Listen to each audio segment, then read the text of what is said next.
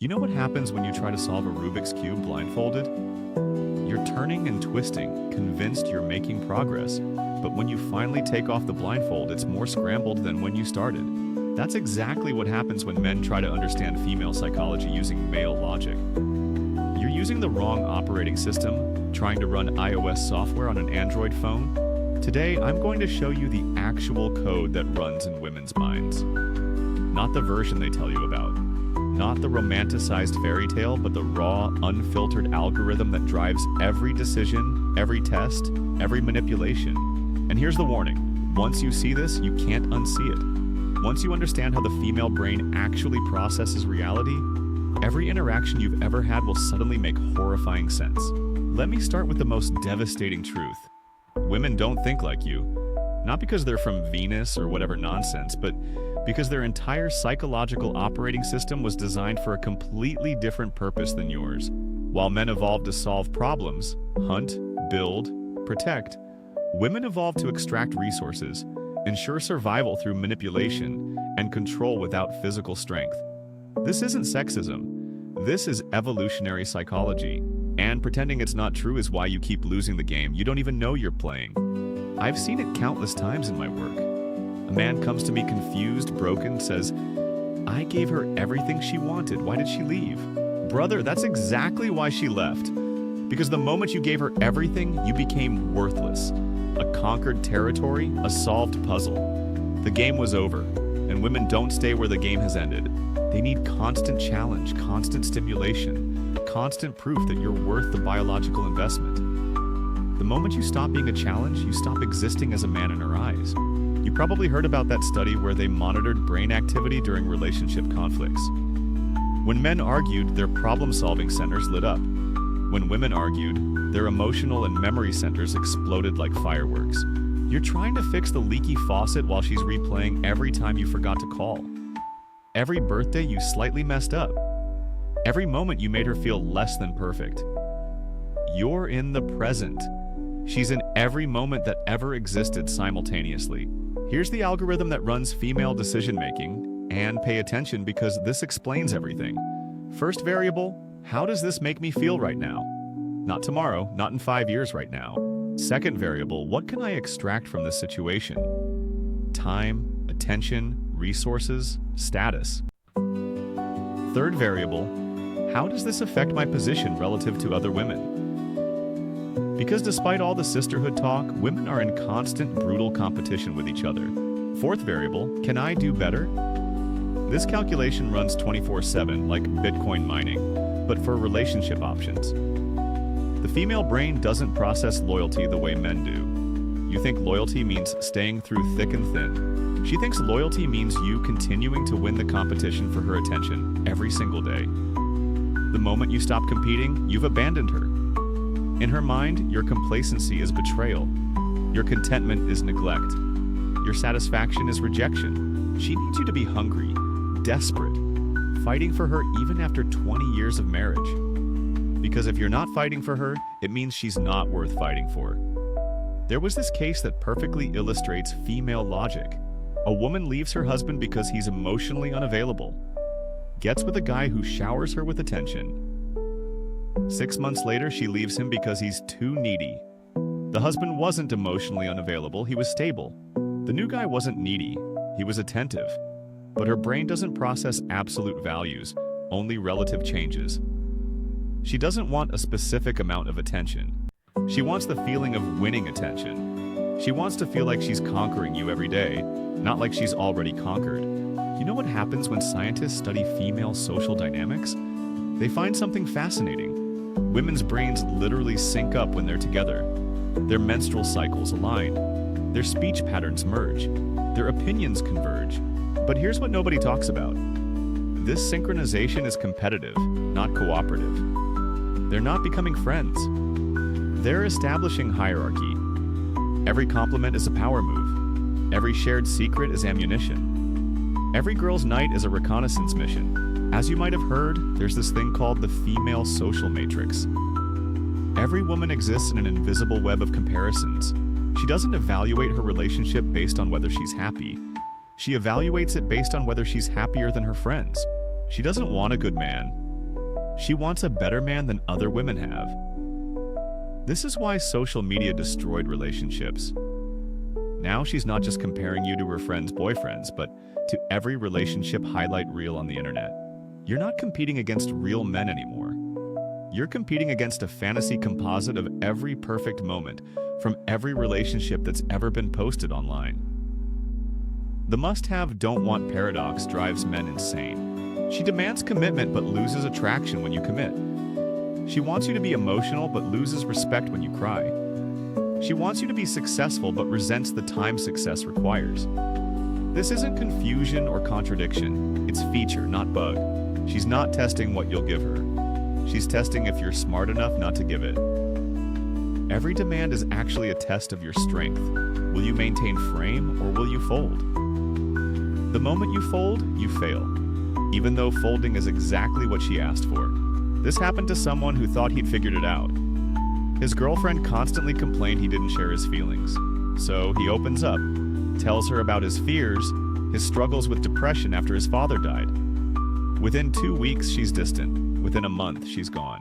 Later, she tells a mutual friend, "I just couldn't see him as a protector anymore." She didn't want his feelings. She wanted to know she could break down your walls if needed. Once the walls were down, you became useless. The test wasn't about getting the information. It was about seeing if the information could be gotten. Let me explain the resource extraction protocol that runs in every female brain. It's not conscious. It's not evil. It's biological. Women are physically vulnerable during pregnancy and child rearing. Evolution programmed them to constantly test and ensure resource availability. Every test, every comfort test, every demand, it's all checking if the resource stream is still flowing. Can you still provide? Can you still protect? Are you still worth the biological investment?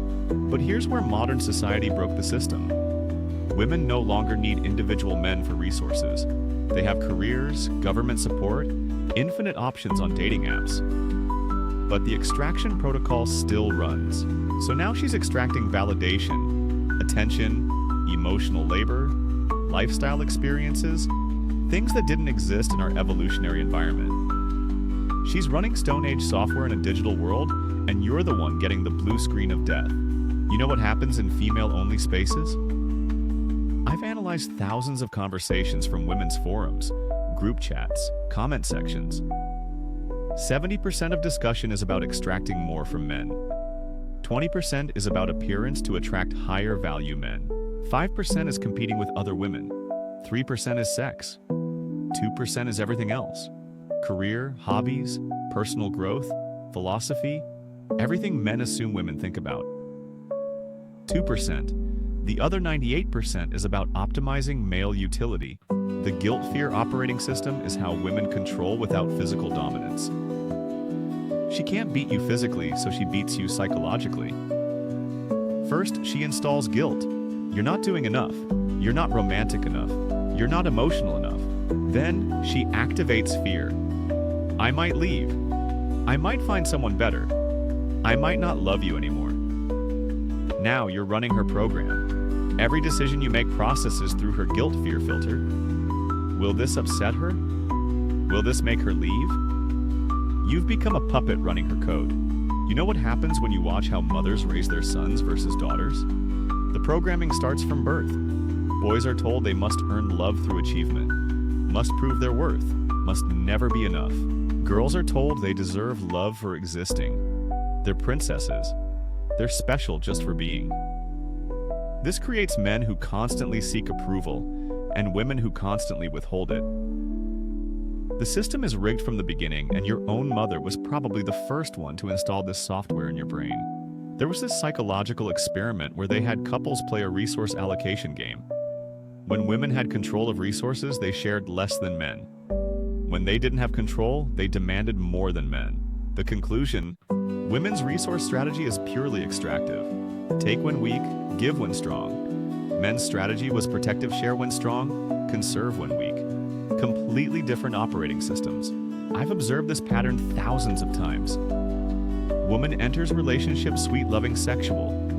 Man commits. Woman gradually reduces affection, increases demands. Man tries harder. Woman loses respect. Man panics, doubles efforts. Woman disgusted, leaves or cheats. Man confused, but I did everything she asked. That's the point. You followed her program instead of running your own. She gave you a test disguised as an instruction manual, and you failed by following the instructions. The female brain processes male weakness like kryptonite. Not because women are cruel, but because weakness signals genetic inferiority. Her ancestors who mated with weak men didn't survive. So evolution gave women a weakness detection system more sensitive than any technology we've created. She can sense your insecurity through text message timing. She can smell your fear through your word choice. She can feel your desperation through your gift selection. A millisecond of hesitation in your voice during a phone call, and her attraction drops 10%. You probably heard that women are more emotional than men. Wrong. Women are more tactical with emotions. They weaponize feelings while men are victimized by them. When she cries, it's often strategy. When she's angry, it's usually calculation. When she's sad, it's frequently manipulation. She's not more emotional. She's more skilled at using emotions as tools. You think emotions are problems to solve. She knows emotions are weapons to deploy. Here's something that will break your brain. Women don't actually want equality. They want selective equality. Equal pay. Yes. Equal accountability. No. Equal opportunities. Yes. Equal responsibilities. No. They want equality where it benefits them and special treatment where equality would cost them. This isn't hypocrisy, it's optimization. Their brain is constantly calculating maximum benefit with minimum cost. When she says she wants equality, she means she wants your advantages added to her advantages, not actual equality. You know what happens when you observe professional dynamics? Women in beauty professions, hairstylists, nail technicians, estheticians, they see wealthy women all day. They hear about trips, gifts, lifestyles they don't have, and they go home to you comparing. Why can't you provide that? Why am I stuck here serving these women instead of being them? The resentment builds not from what you're not doing, but from what she sees others getting. Her reference point isn't reality. It's the highlight reel of every client who sat in her chair. As you might have noticed, women's communication isn't about exchanging information. It's about establishing dominance, extracting validation, and gathering intelligence. When she tells her friends about your relationship problems, she's not seeking advice. She's establishing that she's the victim. You're the villain, and she deserves better. The friend's job is to validate this narrative, not provide actual solutions. It's a ritual, not a consultation. The comparison engine never stops running. Every woman you interact with, your girlfriend is calculating. Is she prettier, younger, thinner? Would you choose her? Every man she interacts with, she's calculating. Is he taller, richer, more confident? Could I get him? This isn't conscious cheating. It's involuntary optimization. Her brain literally cannot stop comparing and calculating alternatives. It's like having a stock trading algorithm running 24/7, constantly looking for better investments. There's this thing called female dialectical thinking. Women can hold completely contradictory beliefs simultaneously without experiencing cognitive dissonance. She can believe you're the love of her life and that she deserves better. She can believe marriage is sacred and that divorce is always an option. She can believe in loyalty while keeping backup options. This isn't lying, it's a different processing system. Truth isn't binary for women, it's contextual. What's true in this moment might not be true in the next, and both truths are equally valid in her mind. You know what happens when researchers study female friendship? They find it's primarily transactional. Women maintain friendships based on resource exchange, emotional support, social validation, network access. When the transaction becomes imbalanced, the friendship ends. Men maintain friendships based on shared experiences and mutual respect. Completely different operating systems, which is why women can't understand male friendship and men can't understand female drama. The hypergamy protocol is hard-coded into female DNA. She's biologically programmed to seek the highest value male available. But here's the cruel joke. Available is constantly recalculating. Every new man she meets, every success story she hears, every relationship she sees on social media adjusts her baseline. You're not competing against other men. You're competing against an ever-inflating standard that exists only in her imagination. The bar doesn't just rise, it exponentially increases based on perceived possibilities. This happened to someone recently. Built a business for 10 years, finally successful. Wife supported him through the struggle, or so he thought. The moment he made it, she left. Said he'd changed, became distant. Reality, her hypergamy calculator updated. Successful him could get better women, so she no longer felt special. She didn't leave because he changed. She left because her relative position decreased. Her value proposition went from supportive wife who believed in him to lucky woman who held him back. Women don't experience love the way men do. You fall in love and want to lock it down forever. She falls in love and immediately starts testing if it's real. Your love is like concrete. Once it sets, it's solid. Her love is like water constantly seeking its level, taking the shape of whatever container it's in, evaporating if not constantly maintained. This is why women can fall out of love overnight, while men take years to let go. Different chemical processes, different psychological structures.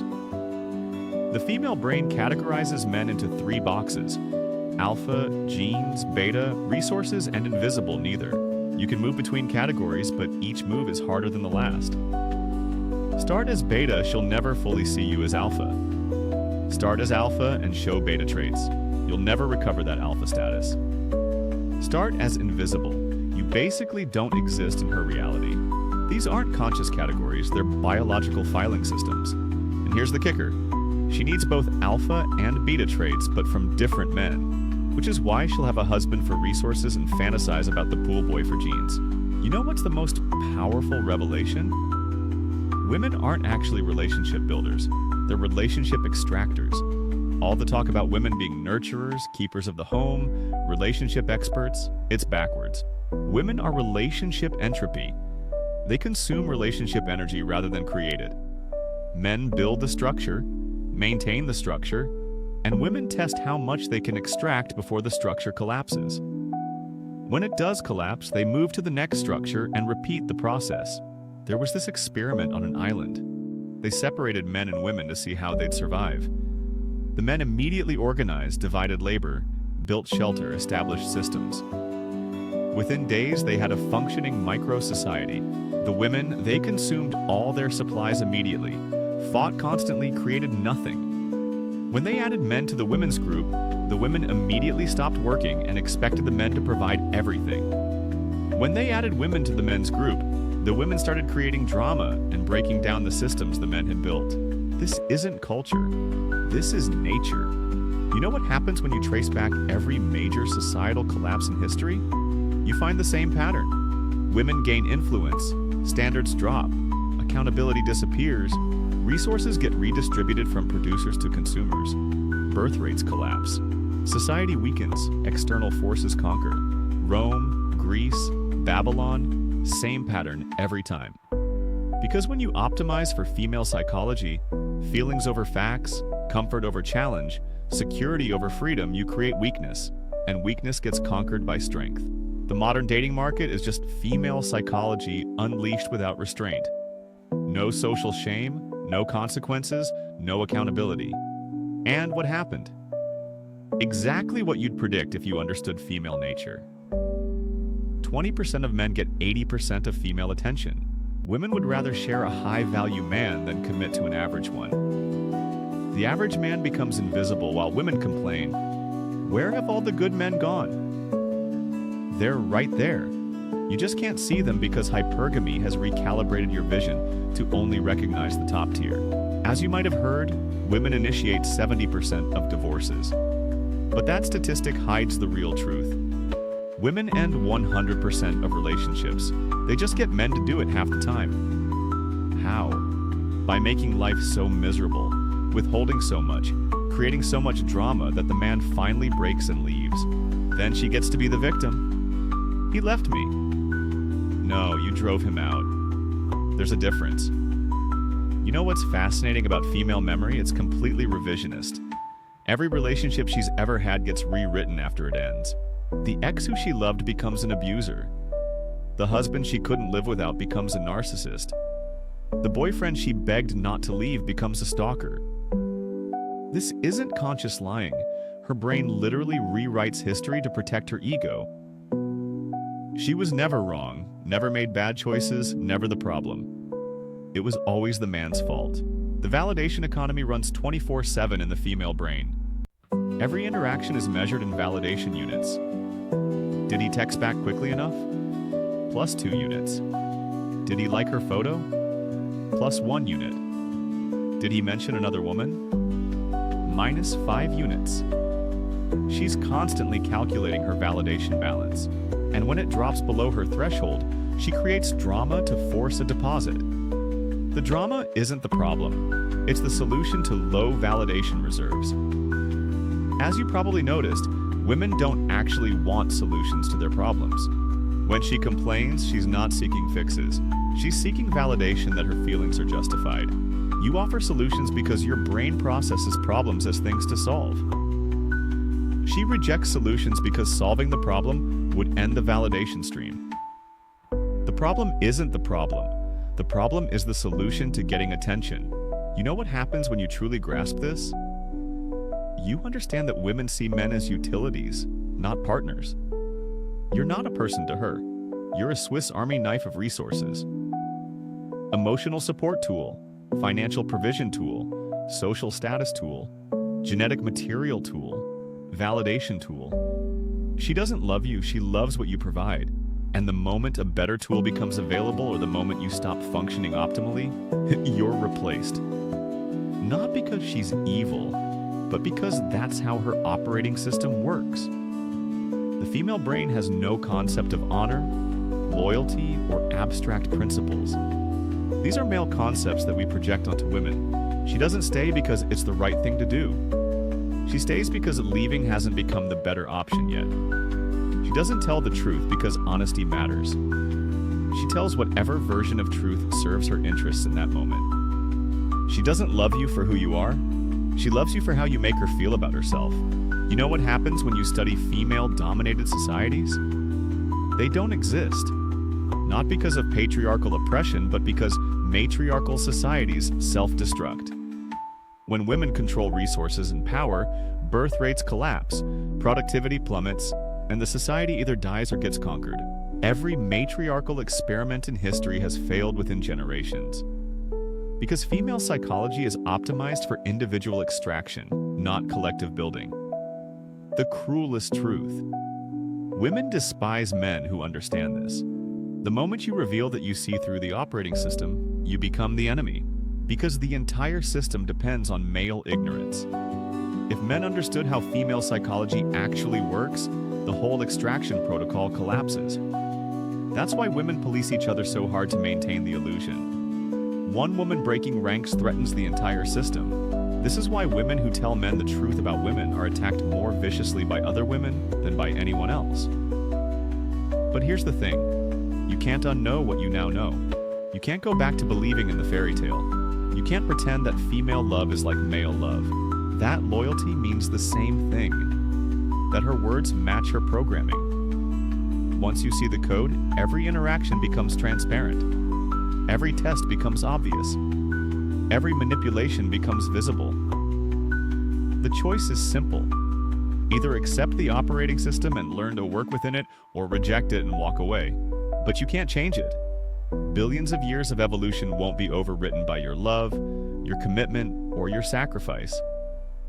She runs her code. You run yours. The only question is whether those programs are compatible. Remember, her brain isn't broken. It's working exactly as designed.